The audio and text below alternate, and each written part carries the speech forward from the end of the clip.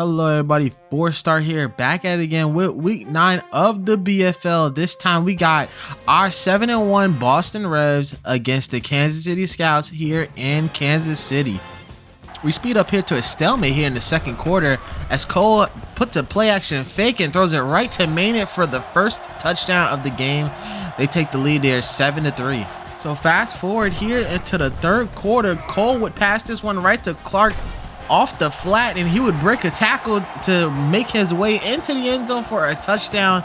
The veteran still has it here as they would go for 2 here, trying to make it a 6-point game. Cole would throw this one right to Clark again, and they would make it 2 points. So the refs try to respond here. Here on 3rd and 8, Vales would veer off to the left, looking for someone, throws it up to Lane. He gets in front of the ball and gets the ball right there in the red zone. And then capitalizing on a big catch with a play action fake, finding a wide open Calvin Lloyd in the end zone by himself for a touchdown.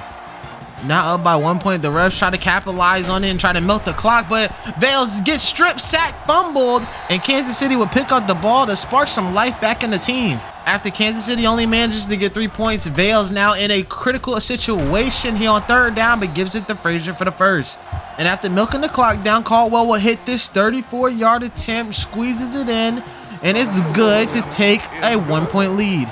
And now it is Kansas City's turn. Austin Cole, play fake, throws it into a contested DJ Faison, but Pearson will take this one all the way back after getting an interception. Will take this in the end zone to take an 8-point lead. Kansas City says they're not out of it yet, at least trying to tie the game here. Throws it to Faison at the 1-yard line for a first down. So a 1st and goal here. They give it to Clark. He gets stuffed on that play. 2nd and goal. Cole would throw it to Laurent. He loses even more yards, and now they're looking and panicking here. 3rd and goal. Cole dropping back, rolling off to the right, doesn't see anybody, so he throws it away. 4th and goal here, last try. Cole, play action fake, still doesn't find anyone, throws it and it almost gets picked off. That will be a turnover on downs, and that will be the game. The Boston Revs clinch a playoff spot here today and get a win 26-18. For our second matchup of the day, we got the Ohio Bulldogs traveling to New York to take on the lowly 2-6 Jays. And Jason Blake and the Jays will get right to work here as a play action fake leaves Jones wide open, and he dives into the end zone for a touchdown. And then here right before halftime, Will Adams does something unprecedented. He hasn't done this all year. He takes this one 102 yards all the way down into the end zone for their 2nd touchdown of the day. It will make the score 14-9 after a couple of Ohio field goals. But the Bulldogs will respond with their own touchdown, this time to Molden for their first touchdown of the day. And McPherson and company would try to make it a 3-point game, but it gets tipped away at the line, and the conversion is no good. After the Jays get stopped on their possession, McPherson chucks this one right to Gonzalez, and he gets the catch and leaves it inside the 5. On the next play here, play action pass. McPherson rolling off to the right and finds his main man Penn for another touchdown. Now with the score 22-14, the Jays try to improvise here as Blake rolls off to the left there and gets his way into the end zone for a touchdown. Now they're going to try to attempt to try to tie the game. Gives it to Walker on a run here, and he fails the 2-point conversion. After the Jays stop here, they get the ball back on offense, and Blake throws it right into the corner for Adams for another touchdown. And the real question is, where has this team been all season? So this time, with just over a minute left, the Bulldogs get back into the red zone, and McPherson throws an easy touchdown pass to Adam Hand to take the lead. But they will be going for 2 once again to make it a 3-point game. McPherson tries it again for Tinsley, but this time it gets picked off. So with 57 seconds, Blake and the crew have a chance to try to get a field goal here. Blake going with a classic run, but he loses the ball, and it will get picked up. They would challenge it, but it was called a fumble here, and they would make it a 31-27 game after a field goal. And then Vincent getting a catch after that big throw. It's a 1st down. So with 6 seconds left, this would be the last play. Blake rolling off to the right. He would throw it to Vincent there, but he had a man on him, and then that would be the game. The Bulldogs winning their 2nd straight match here in New York, 31-27. Here in our third matchup, we got the battle of the golden teams as the Toronto Golden Owls head down to LA to take on the Los Angeles Gold.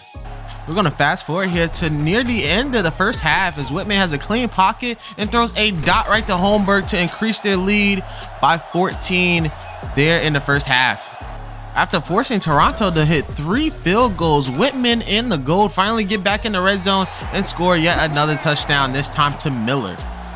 The Golden Owls truly struggled here in the Coliseum as Hastings tried to throw this one to Grantmont, but it got picked off by Franklin. I believe that's Franklin's 3rd pick of the year, but that was his 2nd pick today. And Los Angeles will try to cruise here to a victory, but Massey fumbles the ball. It gets picked up by Forbes. He fumbles it, but he recovers his own fumble there to give themselves a chance. And this should attest to how good the defense is for Los Angeles. Hastings running off to the right, but he's getting spied all over the place. He has to throw this ball away, but it gets tipped and it's a turnover on downs. Toronto would not be out of it yet as Hastings throws a beautiful bomb right to Jelani Simon to put themselves back in the game. But it would be just a little bit too late there as Riddle would kick this run right to the receiving team to end the game here, and the Gold would win their game here with the final score being 26-34, and the Gold will go 4-4 in the season and keep themselves up here in the standings. For our 4th matchup of the week, we got the Atlanta Bullets taking on the Orlando Knight Riders as they fight for their playoff lives. So the Bullets start the game on a long drive here, which ends on a touchdown pass to the legendary Keith Manning. But Harrison and the Knight Riders would try to respond here, getting into the goal line here. Harrison would roll off to the left. He would fumble the ball at the goal line, and it would get picked up by Atlanta. Tough break there. But what we like to say here on this channel is you cannot have an Atlanta highlight without a D Singleton interception. He throws this one deep to Manning, and it gets picked off by Vaughn. So back at the goal line again, and Harrison gives it to his running back, and he holds on to it to get into the end zone for a touchdown to tie the game. So with just under a minute left here in this first half, Singleton off his back foot throws it to Price, but it gets interfered with, which would lead to Atlanta having the ball in the red zone, and Singleton would not waste this opportunity as he throws this one to Price once again for a touchdown to take the lead. So after forcing Orlando to a field goal, Singleton back at the saddle again, this time throwing it to Keith Manning, and he will get his 2nd touchdown of the day to increase their lead. Harrison and the company would respond here in the red zone once again, throwing it to his rookie Travis Schultz and taking it into the end zone to minimize the damage. And trying to make it a 3-point game here, they're gonna go for 2 here, and Harrison will find his fullback Gilbert for the 2-point conversion. Now down by 3 points, Singleton tries to increase their lead there by trying to throw it to Williams, but he finds Bobby Lowe, the all-star from last year, and he gets a game-changing pick. And here on 2nd and 9, almost approaching the red zone once again, Harrison will have to roll off to the right. He's looking for Devontae Pritchard, and he barely gets it over the defender. And then on the next following play, Harrison giving it to their backup running back Sanders as he puts it all the way to the 1-yard line. They would give him yet another shot, and he would power his way into the end zone to finally take the lead here in this game. So under 2 minutes left, Singleton going to be looking for a wide open Jermaine Price, and he catches it, and he just steps out of bounds. He would have took this one all the way. But now 1st and 10 here, only down by 4. They need his touchdown here. Singleton, clean pocket, looking off to the left, and finds Keith Manning for a big catch to put them in the red zone. Now just under a minute left here, Singleton going to be looking for somebody in the end zone, and he finds Phil Williams to take the lead here late in the 4th quarter. Now with just over 30 seconds left here, Harrison will try to look downfield, but he gets sacked immediately by Johnstone, and it will be a 4th down. So on basically their last play here, Harrison getting pressured by the left side, throws it to Parker, but it gets tipped away, and that would be the game here as the Bullets win this one 28-25. They go over 500, and the Knight Riders are now facing elimination at 2-6. So the Grizzlies, coming out of their bye week 1-3, have won 3 straight and trying to keep the win streak going against the New Jersey Dragons here in Newark. And we start this one here near the end of the first half here. Luke McCoy looking for more here in this drag out knockdown battle. And he finds him, taking it all the way into the end zone for about a 70-yard touchdown, 76 yards to be exact, to take the lead. And after the Dragons field goal, Luke McCoy and the team would have the ball. And McCoy would get hit on a throw and throws it to, yes, the rookie sensation, Tariq Jammer, as he takes this one into the end zone for another touchdown. So the Dragons and Rashard Murphy would try to retaliate here in the third quarter. Murphy would get hit on the throw and would underthrow this one right to Tucker for the INT. So after the interception here, the Grizzlies would have a long drive here, and McCoy would find Fred Caudle, the former Carolina King, for yet another touchdown. So now down by 15, Murphy would have to pull something out of his sleeve here to get them back, and he does, throwing this one right to Asher Diggs, the former Toronto Golden Owl. So now after 3 and out, the Dragons would get the ball back here with just under 2 minutes to go, and Rashard Murphy flashing what makes him best, flashing his legs and getting that big first down. And on this 1st and 10, Mr. Clutch Rashard Murphy will roll off to the right and find Asher Diggs once again. That was his go-to guy there. And then on this next play, 1st and goal, rolling off to the right once again. And once again, Asher Diggs wide open for a score. And now they need 2. And this is shades of last week. Last week, Adams couldn't get the 2-point conversion. This time, they give it to Rodney Parker for the 2, and they tie the game. But Luke McCoy, ice in his veins here, just like what Stuart Scott used to say. He's as cool as the other side of the pillow. Throws this one right to Jed Cornell as he gets his 6th touchdown of the day. 5 passing, 1 rushing. That is a career high for Luke McCoy, as he just got 436 yards. That's definitely up there in the passing records for a single game here in the BFL. But Rashard Murphy not yet to be deterred here, as he gets a high snap, rolls it off to the right, and takes another scramble to give them one last chance at winning this game. So last shot here, Murphy dropping back, looking. He throws a dot to Adams, but he can't hold on to it for the 2nd week in a row. And that will end the game there. The Oakland Grizzlies would get their 4th straight win since the bye week, and the New Jersey Dragons will fall to 5-4. So for our final game here, we got the Carolina Kings versus the Miami Cyclones. Both teams looking for that top 4 seeding in the playoffs here. And please forgive me because I forgot to record the audio, but I hope you guys enjoyed this one. So we'll start this one at the beginning of the first quarter. Griffith rolling off to the right, feeling the wrath of that Miami defense as they go 3 and out. And then Rex Johnson would come out here and connect with Desmond Riley for this 24-yard touchdown pass. Griffiths would waste no time retaliating here, as he would throw a bomb right to his main man, Dame Kelly, and he would even pick up some yards after the catch, taking it to the 2-yard line. And then on the very next play, Rob Griffin would give it to Rocky Humphrey on this full house drive right into the end zone for a touchdown. So trying to retake the lead here, Rex Johnson pump fakes, rolling off to the left as he sees that pressure from that infamous D-line of the Kings, and would throw an errant pass right to Jamarcus Page for the INT. And the Kings would make them pay after that turnover, as Griffin rolls off to the left but finds a wide open Rocky Humphrey for his 2nd touchdown of the game. Rex Johnson would shake off that INT as he would throw this one right to Matt Nash for a 27-yard gain. A beautiful catch there. But the Cyclones' drive ends abruptly as Goosen comes in with the surprise sack, which will lead up to a field goal. So now up by 4 here, Rob Griffin will throw this one right to Alonzo O'Neal, and then he turns on the burners at the 50, at the 40, the 30, the 20. Nobody's going to catch him as he takes this one 85 yards into the end zone for a touchdown to increase their lead. Now knowing that they're down by 11, the Cyclones will have to try to make a play. Rex Johnson rolling off to the right, waiting for Antonio Garcia to get open, and he tiptoes it right into the end zone for a touchdown. And after a Carolina Kings stop, Rex Johnson gets right back into the game, and then Garcia with the reception and a huge leap into the end zone for a touchdown. That is very rare to see a tight end get so high in the air for a hurdle. Let's see that one again. Just leaps over a man and gets into the end zone for a touchdown. That's definitely a top 10 play right there as he gets hounded by his teammates. So a couple of drives later, he on 3rd and 6. Rex Johnson didn't even see it coming. He gets blindsided by the corner for a sack.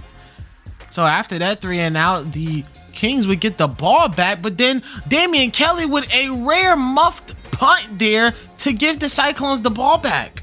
So after the muff punt only led to a field goal here, Griffin would get right back into the action as he throws this dot right to Kelly. And then back in that full house formation, they love it here at the goal line. And then Rob Griffin would throw it right to Kelly for a strike touchdown. Now down by only 1 point. This is big shades of Mega Bowl 4 here as the first catch goes to Antonio Garcia. And now trying to milk the clock, but trying to get in this field goal range here. They give it to the rookie, Austin King, and he barrels his way for a big first down. And just to get even more field position, Rex Johnson throws a screen right to Desmond Riley, and he almost takes it into the end zone, but gets stopped short just about at the 5-yard line. And that would lead to Benji Dockett here getting an easy 21-yard field goal to win this game here.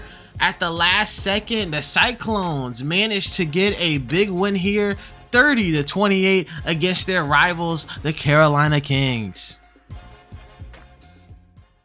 All right, so after 9 weeks of football, we're getting more and more definitive and seeing who's going to be in the playoff and who is not here in the BFL here. And we got the Boston Revs here sitting at 8-1. They're sitting pretty right now, and they got a 2-game lead over the second place Denver Dynamo, who is 6-2, and they're gonna have another chance to get right behind the Revs here and try to overtake them. They do still have a game against each other scheduled here later in the season. I believe that is week 11 or 13 or something like that, but these two teams will battle out here later in the season. We got the Cyclones and the Grizzlies sitting at 5-3, and the Grizzlies have made some moves. 4 straight wins after their bye week about 5 weeks ago. They have definitely made improvements after a horrible 1-3 start. The Bullets and the Dragons and the Kings all sit at 5-4. They're going to be in the hunt to try to take over those home game spots here for the first 4 spots. Of course, in the playoffs, we go by 1 through 8, and of course the first 4 seeds will get a home game. So that is definitely important to these teams here, and they're trying to get into that top 4 spot. For our 4-4 teams, we got the Bulldogs Gold and Golden Hours all in the hunt as well. They're only a game behind these other teams who are looking for a playoff spot in their home stadium. A lot of surprises here. Of course, we got the Gold and the Golden Owls here. The Gold, of course, beat the Golden Owls. And the Golden Owls, even though starting off 4-2, have been hitting a mid-season slump. So hopefully they can get out of that rut. And of course, we got our only 4-5 team. We got the Detroit Demons, and then we have the Dallas Marshals and the Orlando Knight Riders at 2-6 here.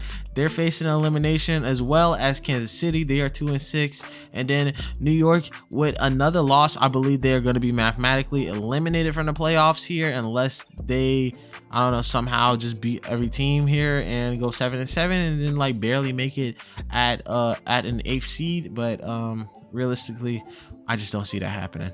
Here for our passing leaders, man, Luke McCoy, these past few weeks, man, he just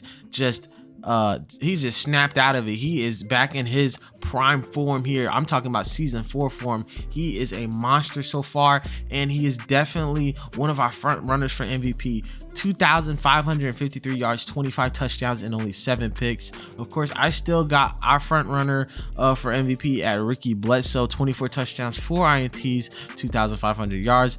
Both of these guys have been playing extremely well this season, and we got a lot of notable guys here. Rashard Murphy, 18 touchdowns, Kenny Harrison, 22, Anthony Vales, 22, and D Singleton, 24, and we haven't even counted his rushing touchdowns yet, which would have put him at, I believe, at 33 touchdowns. He has the most combined touchdowns this season. He is a demon on that field. We got Lance Shutt, 21-5, Rob Griffith, 17-4, Pat King, 14-10, and the list goes on. Rex Johnson, he would be up there too, but he missed 2 games due to his injury.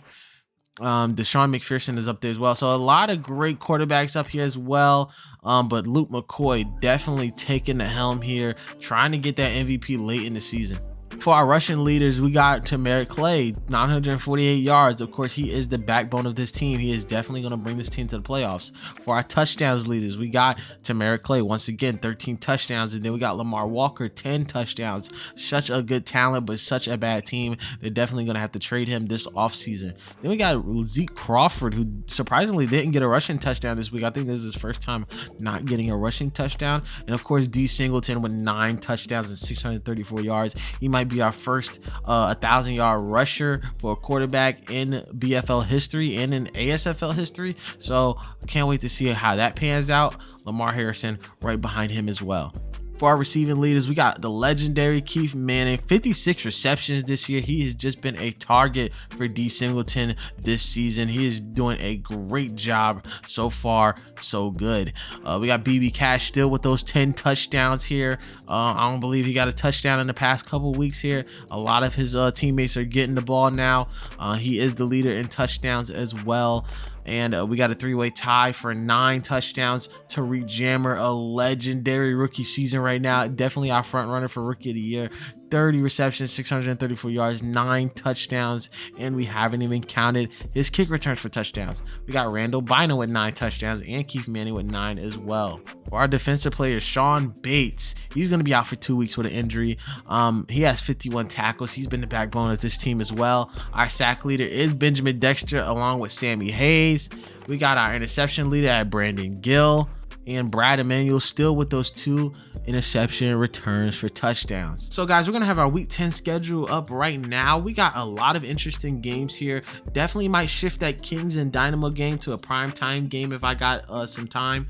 But the Bulldogs and the Revolution are going to be our primetime game of the week so far. We might slate another one in there, like I said before. The Jays take on the Cyclones. Should be easy win for the Cyclones, but the Jays have given the Cyclones a lot of trouble in the past few years, so that should be an interesting matchup. The Gold and the Scouts here. The Scouts will be fighting for their playoff hopes here as they are 2-6, and the Gold are trying to get to a 5-4 record here so they can try to climb their way into the playoffs here in a safe spot. The Marshals and the Golden Owls take on each other. The Golden Owls will need this more than the Marshals. The Grizzlies take on the Demons. The Grizzlies finally come home here after a 4-game win streak, and they are hot, 5-3 this season. But the Demons, they can come in and disrupt all that. They can go back to 500. They've been teetering back and forth this season. They would like a win here, but I got the Grizzlies on this one. Comment in the comment section who you think are gonna win these games. We also got the Dragons and the Knight Riders here. The Knight Riders, basically one game away from elimination as well. The Dragons need to have a bounce back win here to not go 5-5 in the season. And of course, one of our more interesting games of the week, the Carolina Kings and the Denver Dynamo. Both teams are definitely high scoring teams. Great quarterback play and some great running backs as well, and a great receiving core. So that should be a back and forth battle as well. And like I said before, that one might be a premier game for our channel here. And the bye week goes to the Bullets, who have been sensational this season. Of course, we got D Singleton. I believe he has 32 touchdowns in total with 12 interceptions. Man, I would want him to have MVP so bad. He would be unanimous MVP if he just would stop with the picks, man. He would definitely be like a Cam Newton or Lamar Jackson, like unanimous MVP. But that's it for this week, man. If you guys have made it this far, please like and subscribe and comment on who you think is going to go to the playoffs next here, and who you think will slip in with those bottom tier teams that at the bottom, who will slip up and get to that playoff spot. Maybe there's a spot for them. Thank you guys so much for watching. I'm really enjoying this series, and I'm glad that this has gone as far as it has with 9 weeks, and we're going to be entering week 10, which is crazy. So that is so nice. We're going to continue with the AFL content. We're going to continue with the BFL content, and of course after that we're going to go to something else. So hopefully you guys are there for the ride. It might take time for these videos to come out because of course I'm going to have a roommate now, and she's going to be my girlfriend. Well, she is my girlfriend, so yeah.